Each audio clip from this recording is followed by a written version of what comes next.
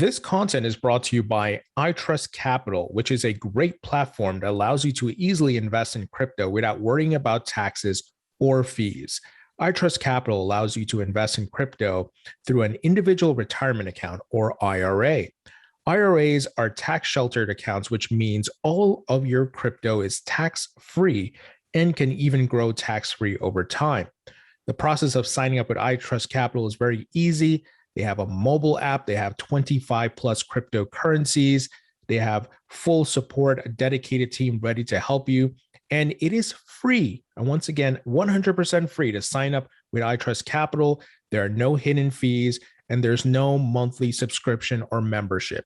They also have great security.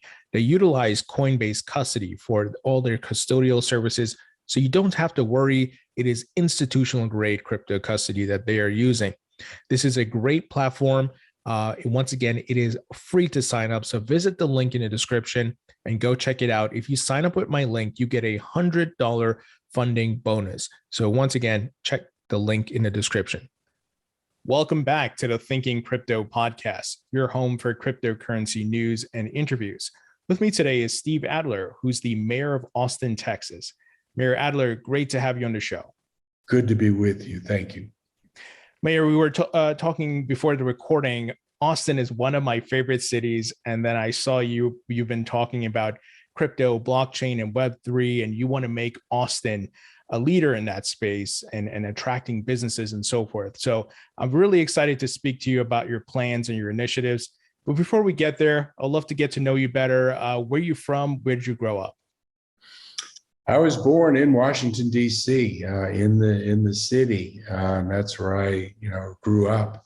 As I got older, we moved further out Connecticut Avenue into Maryland, just over the line. I went to college just outside of New York at Princeton. And then when it came time to go to law school, I found the University of Texas because it was the cheapest law school in the country, and I could afford it. So I came down here with really no intent to stay. When you grow up in Washington and New York, you're sure the whole world revolves around those 200 miles. But I came down to Austin for law school, and like so many other people who passed through this magical place, I fell in love with the music and the breakfast tacos and the people, the culture, the real drive for innovation, the high tolerance for taking risks. It was a great place, and I never left, and here I am decades later. Now, what made you want to get into politics? I have always been involved in the community, mostly nonprofit organizations and the like. I know people that were involved in politics and have been peripherally involved in campaigns. I had a friend who was a state senator, and I helped him organize and get his office going. But actually running for office was not something that Diane and I seriously considered until probably just a month before we announced we were going to run for Austin mayor. That would have been back in 2014, the election was held. So it would have been late 2013. And it was just a moment of time where the city was transitioning. Now, we really did have significant challenges. We were moving government from an at-large system into a district system. And in many cities, when that happens, government fails for the first 4 to 8 years. It goes through kind of a ward politic kind of situation. So having a really good mayor, we thought, and a group of us thought, was a really important thing. We went out and sought some people in the community that I think would have made great mayors, and they all said no. So eventually, we all kind of locked ourselves in a room and said, all right, somebody has to stop what they're doing and do this. And Diane and I got the short end of the short straw, and it was us. So I ran, but it's been a fascinating and unbelievable privilege and opportunity. Really difficult times. There's just never been the quick succession of crises that we have faced in cities around the country, but especially here in Austin. But great transitions with technology and new horizons. And when you have a chance to represent a city that is as dynamic and I believe as magical as Austin is, it's just a privilege. Yeah, and I'm sure you guys have seen a lot of growth. I know a lot of folks have left other states like California and different places to move to Texas and, of course, Austin. So I'm sure you guys have seen a lot of growth very fast as far as population. In fact, Austin is the fastest growing large metropolitan area in the country and has been for each of the last 10 years. It's pretty remarkable. When I got to Austin, I think it was like the 42nd or 44th largest city in the country, and now we're 10th or 11th. Wow.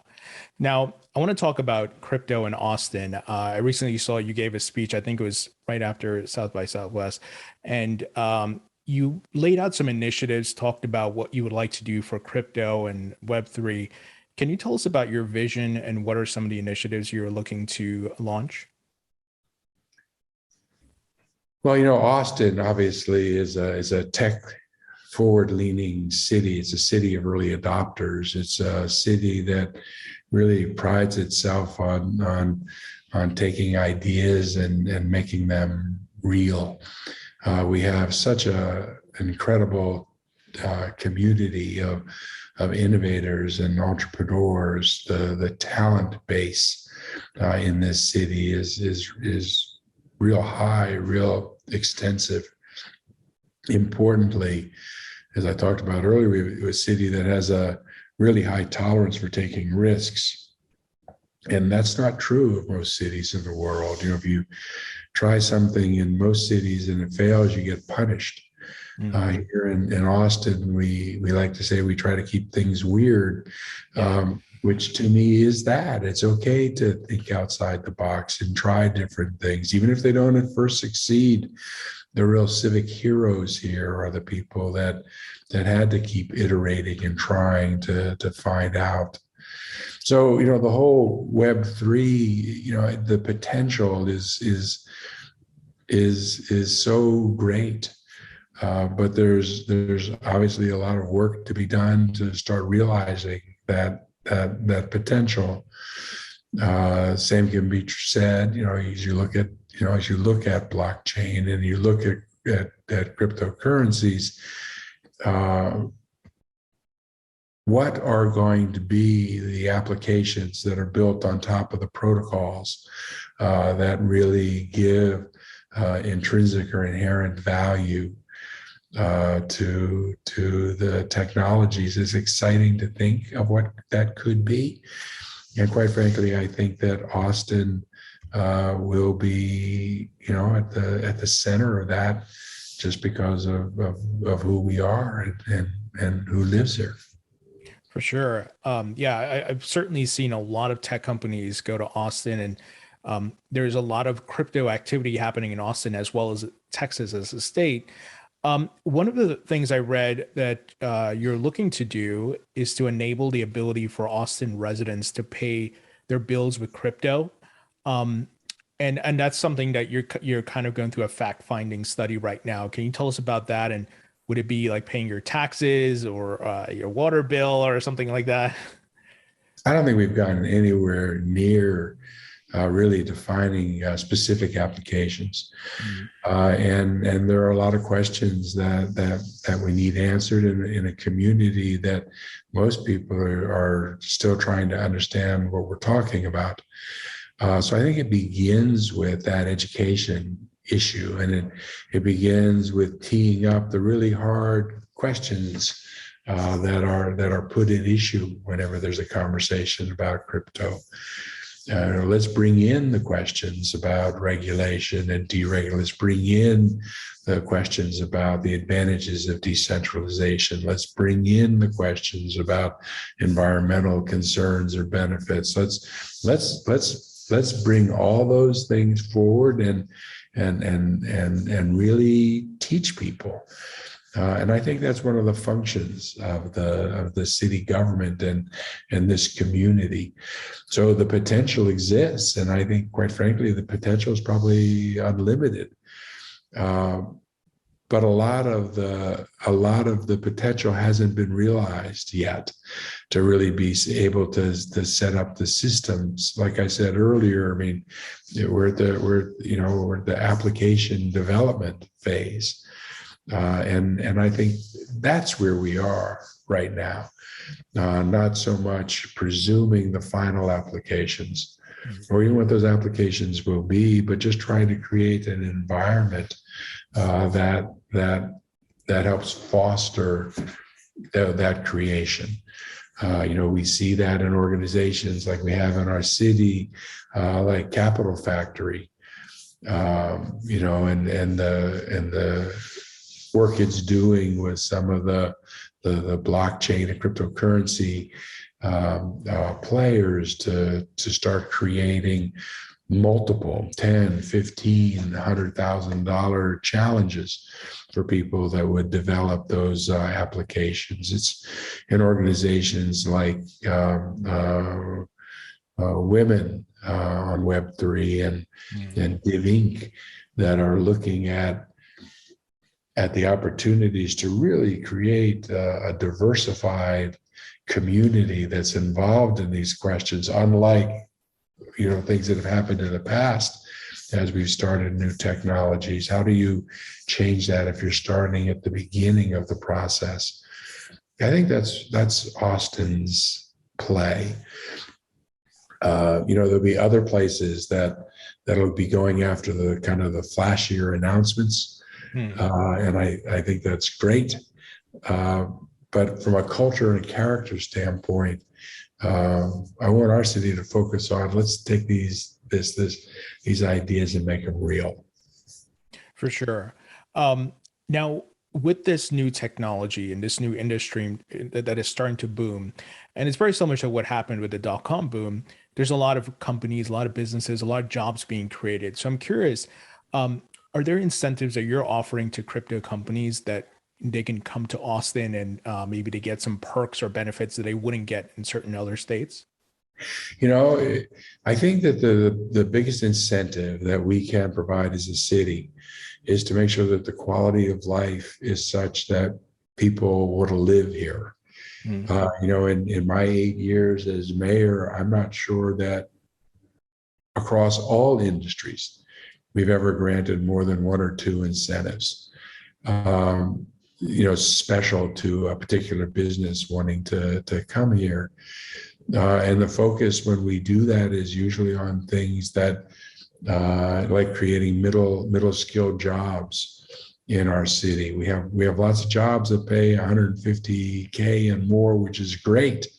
But the jobs we really need in this city are the ones that pay 50 or 60 or 70,000, so we can maintain the diversity that exists in our city that drives the friction responsible for great art and great innovation.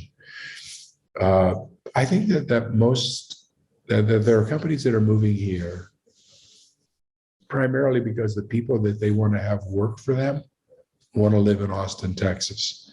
And I think that's our responsibility. Make sure that this is a place where really creative and innovative and forward-thinking people want to be. Now, I want to get your thoughts on what's happening in the entire state at large in Texas. I've spoken to the folks at Riot, Windstone, and I know there's a bunch of other Bitcoin miners there. I know the governor has passed some crypto-friendly laws and things like that. And it seems like Texas as a whole is in the lead here. And obviously Austin's a big part of that. What are your thoughts on the Bitcoin mining boom that's happening in Texas? Well, it's certainly happening. And energy, and the conversation around energy is one that's front and center right now in the state. We had a grid that just came within minutes of failing a little over a year ago. If that had happened, we would have been out without power for a couple of months, they say. Wow. So people are looking at ways to work with improving the power infrastructure in our city, so we're not susceptible. The conversations with that regard with mining, it's either the godsend that's going to provide us with the sheddable load that's going to enable us to be able to protect against those events, or it's the worst thing that can possibly happen in the state that is focused on energy conservation and renewable and energy sources. And quite frankly, most of the people in the public are lost in that conversation. They don't really know how to approach it or how to assess it. And I think that we need to do that now. And I think that this is a great place for that conversation to happen. For sure. I know that you guys host quite a few different events and things like that. Right now, well, I should say this week, there's the Bitcoin conference in Miami. Any plans to have that come to Austin, or any other crypto conference come to Austin in the coming years? Well, we have consensus. It's going to be here in June, and we're all really looking forward to that. There could be 10, 15, 20,000 people participating in that conference here. And just really looking forward to that. It seems to be the one that brings the most people together with Web3 development. We're excited. I'm hoping to make that one, so maybe I'll see you there. Great. So I want to get your thoughts on the larger picture of crypto in the United States. There's still a need for certain clarity. I think we're moving in the right direction. More members of Congress are coming on board with crypto, understanding the technology. And just recently, President Biden put out the crypto executive order. What are your thoughts on that? Do you see that as something good and a move in the right direction? I think it's good, because I think it's going to force us into the conversations that we're not having. I mean, so long as crypto and blockchain applications are not understood, I think it's going to limit their ability to be able to be explored and developed. I mean, it's too easy. We had 2 resolutions our council just adopted. One really focused on initiating the conversation on crypto in particular, the other more broadly on creating and facilitating the environment for Web3 development generally. When you try to have those conversations and so few people are armed with information and knowledge, they're difficult conversations to have, and it's easy for people to be misdirected and waylaid. The president's order, I think, in laying out a national policy, begins to address some of the concerns that people have, but more than that, it opens up a conversation on them. I mean, no one wants illicit uses of digital assets, but at the same time, that's not what Web3 is not based on the premise of promoting illicit uses. So I think it's a real important conversation to have, and everybody's in favor of equitable access to new technologies. But no one's talking about how you actually make that happen. So my hope is that what comes out of what the president did is that fuller, deeper, and richer conversation. For sure. Something I want to circle back with, and I know it's still in the early stages in Austin, and you guys are researching right now. Beyond crypto, blockchain itself has so many use cases, and things like voter ID verification, and even using NFTs for certain type of certificates, like maybe they could be used for deeds and all types of local and federal documentation or verification. What are your thoughts on the integration of it into the everyday world, and changing the way we verify, we vote, registrations, all of these things? I think that the success and adoption of Web3 applications is going to be dependent on their ability to be able to meet everyday needs and to make things easier and faster and fairer and more just. And that's what needs to be built out. And there's no better candidate for that than how we vote with so few people voting. And right now with the lack of trust with respect to voting, and if Web3 and blockchain can provide an answer for that, then that would be great.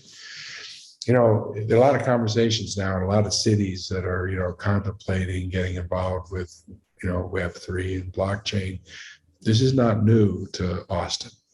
We were involved 4 years ago in applying for grants to be able to use a blockchain application that would enable people in our city experiencing homelessness to be able to have at their fingertip and under their control all of their medical records and important records that, because of HIPAA violations, they couldn't go into a clinic and have a clinic pull up everything that was necessary. So we started this work on that kind of application outside of crypto years ago, and we were able to develop here in the city kind of a digitalized notary equivalent that's now open source and posted, and needs folks to pick it up and figure out where it could be used or deployed or develop off of it. So Austin believes in this and is not new to this conversation.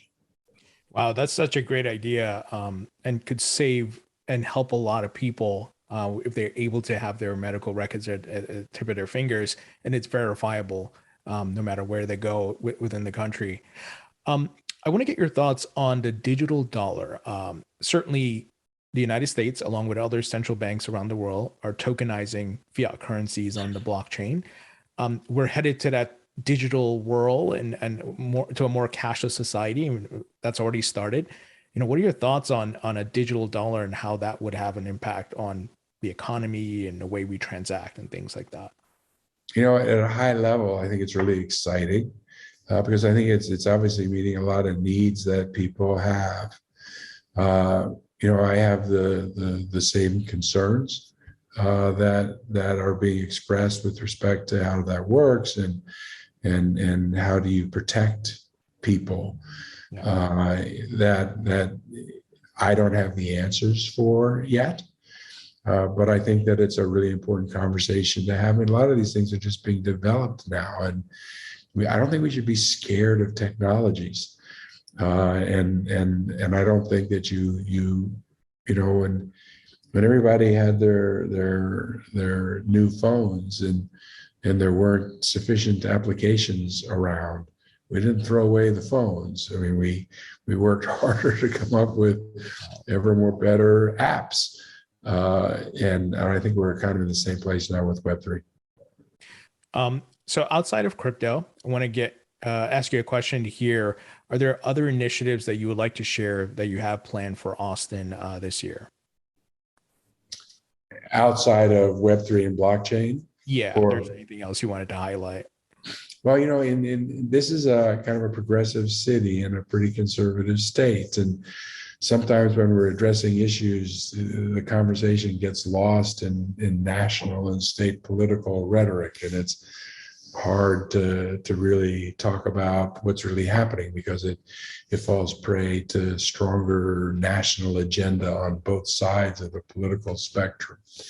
But the things that I'm really excited about happening in our city are the things that are enabling us to deal with really big challenges in transformative ways. Austin's never had a public transit system that really can move people around and give them an alternative to cars. We have too many people, 70+% commuting alone to downtown alone in their cars because we don't have a better, cheaper, faster, safer option. But the community got together in the pandemic and voted to create a mass public transit system, including a subway under downtown that's being implemented. I'm excited about that. We're doing work on homelessness, which is going to be a concern of any fast-growing city where housing prices are going up rapidly. We're determined not to follow the path of cities like LA and San Francisco and Seattle and Portland, where the scale of the challenge is just so great.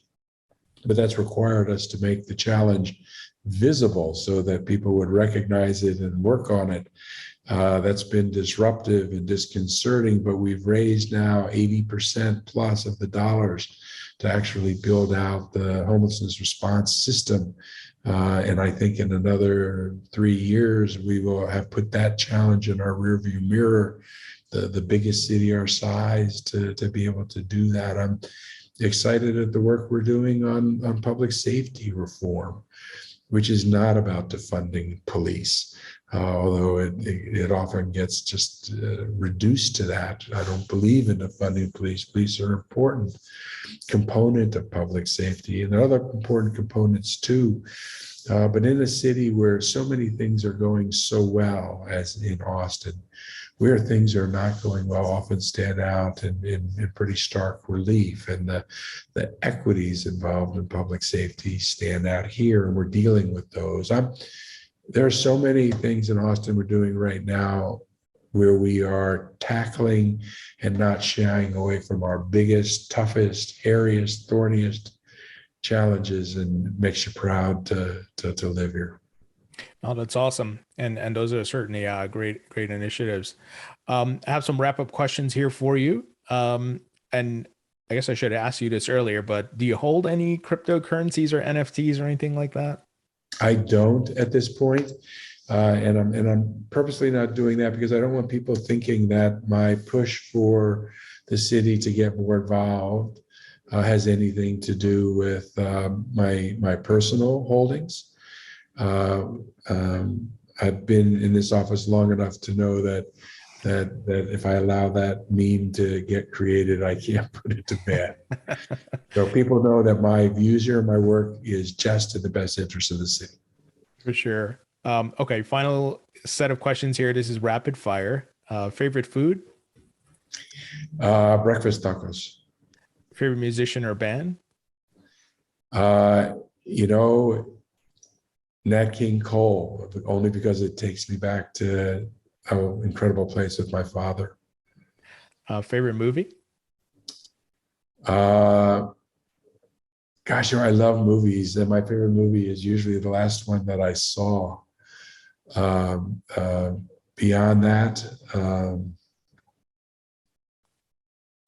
gosh, it's a tough one.